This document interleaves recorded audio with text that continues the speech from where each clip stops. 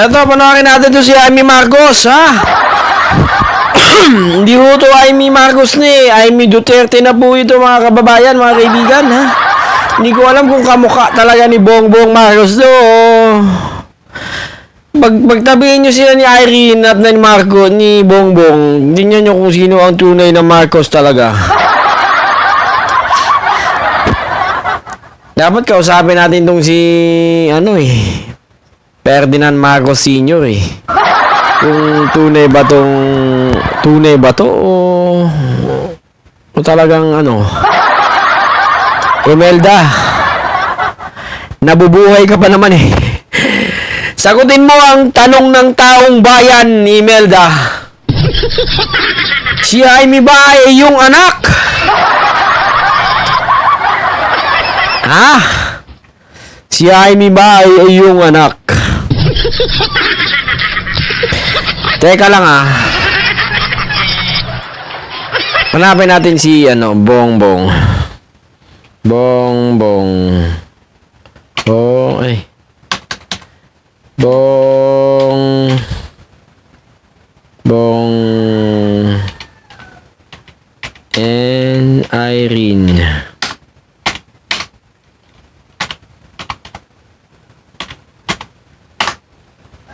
Tingnan nyo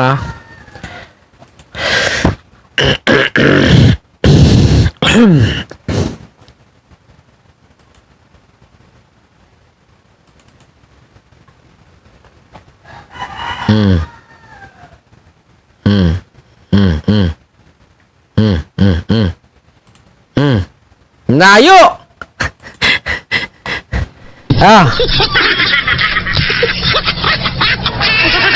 Diba?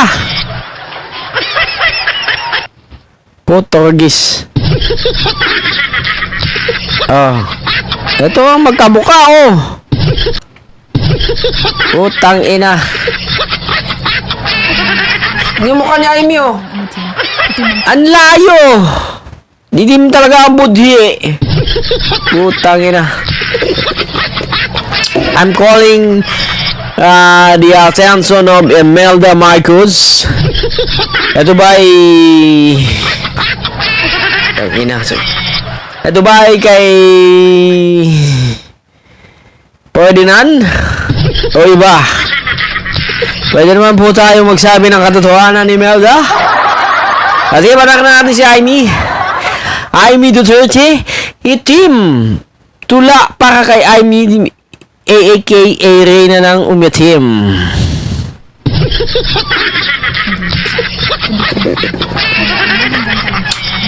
Itim ang kilos, itim ang dahilan. Habang kunwaring makabayan, itim pala ang tunay na pakay, kapangyarihan. Itim ang gabi ng... Ang katotohanan po kay Amy Marcos, mga kaibigan, kinalikuran niya na po ang Ilocos.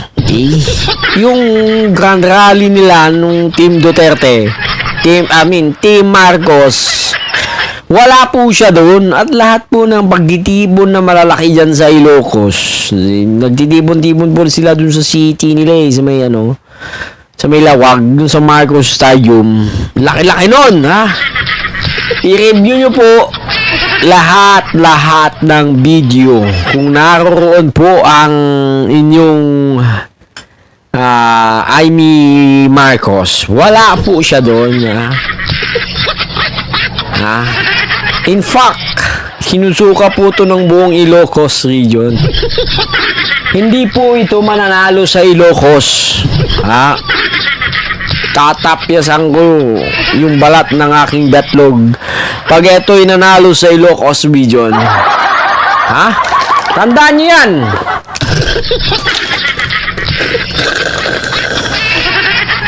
Hindi ho ito mananalong animal na to. Okay?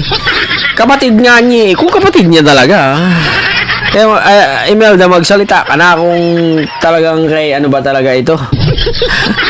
Dismi yung marimar. Diba? Itimabudi, Sari, kapatid niya, kaapelido niya, kapresidente pa. Nandun na yung boto niya, di ba? Kung kuha na sana yung boto niya, gusto niya, gahanap pa to ng pagkatalo, nagpa-endorse pa kay Sara. Putang, nakala niya man niya, May boto si Sarah! Mahina yung social media team neto. Mahina.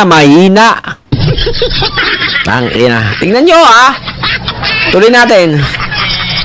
Dukutin si estudyanteng nagtatanong lang, ano karapatan mong mamuno sa Si Manotok nga, pinadukot niya rin eh.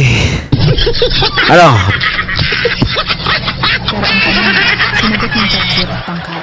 Itim ang selda, itim ang utos, at itim ang katahimikang may kasalanan. At ayon sa korte sa Hawaii, kasama si Amy sa itim na krimen. Itim ang diploma kasi wala. Princeton, UP Law, walang transcript, walang test, walang totoo. Pero kapal ng mukha, law 10 honors. Itim ang record, itim ang kwento, itim ang ilusyon. Itim ang kaban ng bayan, at itim ang kamay na kumalkal dito. Anak ng diktador, kabahagi ng rehimeng nagnak. Di mo alam kung anak talaga ng diktador to eh. Well, si Imelda anak, pero di natin alam kung kay Ferdinand talaga to. Iba? Iba yung itsura ng mukha eh. Iba yung hugis. Puta yan. Chismoso ang puta. Bilyong-bilyong dolyar ang nilustay, habang ang bayan ay ginutom. Golden era daw. Golden para sa kanila, itim para sa atin. Itim ang Senado tuwing siya'y humaharap, hindi para maglingkod kundi para umarte. Mga hearing na parang teleserye pero walang saysay. Gamit ang pangalan ni Duterte, pero nung may EJ case, tahimik, tulog. Itim ang katahimikan. Ngayon lang siya nag-iingay, kasi bagsak sa survey. Bagsak sa konsensya. Bagsak sa prinsipyo. Billions na ang nasunog sa kampanya, tapos gusto pa tayong gawing backdrop sa drama niya? Grabe ito. Teleserye. Pero taxpayers ang producer. At para lang makakuha ng boto, tinalikuran ang sariling kapatid. Binira ang administrasyong kasama niyang itinayo. Kung si Bongbong nga ibinenta, paano pa tayo? Oh, tama. Yun yung pinakatama sa lahat eh. Kung si Bongbong nga na kinilala mong kapatid, binenta mo, ha? What more yung mga ordinaryong tao? Tantunik lang ang boboto sa'yo. Ha? Sa kakangalan lang ang boboto sa'yo, Amy Duterte.